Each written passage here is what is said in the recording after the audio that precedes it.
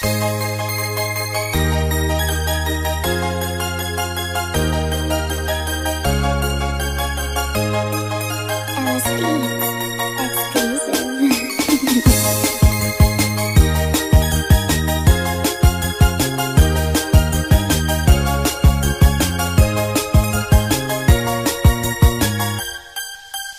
naman din ang damdamin mo at ang puso mo ay bato. Umataas lamang ang standards mo, walang pumapasa sa'yo. Halos lahat na nakilala mo, iisa lang ang tanong sa'yo. Kung meron ng someone na taken ka na, kamusta na ang love life mo? Si Bunso at ang pamangkin mo, sila ay married na, habang ikaw na may napag-iwanan. Ilang taon ka na, wala ka pang jowa, lahat ng barkada mo ay may asawa na. Sadyang pihikan ba o sobra mong choosy?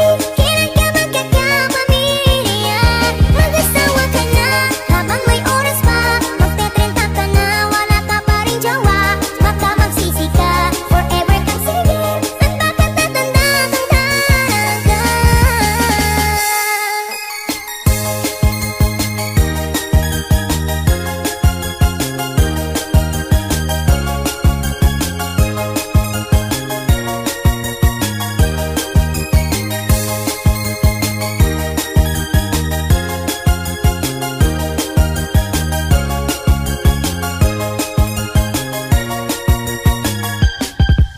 Pinipressure ka na rin ng parents mo, sa'yo gustong magkaapo. Karir at trabaho muna ang sa'yo, yan kamo ang priority mo. Paano na lang pag tumanda tayo at maputi na ang buhok mo? Sahong 40 aged ang iyong bagsak kung walang mag-aalaga sa'yo. Si Bunso at ang pamangkin mo, sila ay married na, habang ikaw na may napag-iwanan. Ilang taon ka na, wala ka pang jowa, lahat ng barkada mo ay may asawa na. Sadyang pihikan ba o sobra mong choosy? Kailan ka magkakapamilya? Mag-asawa ka na habang may oras pa, magte-30 ka na, wala ka pa rin jowa. Baka magsisi ka, forever kang single, at baka tatanda-tanda lang ka.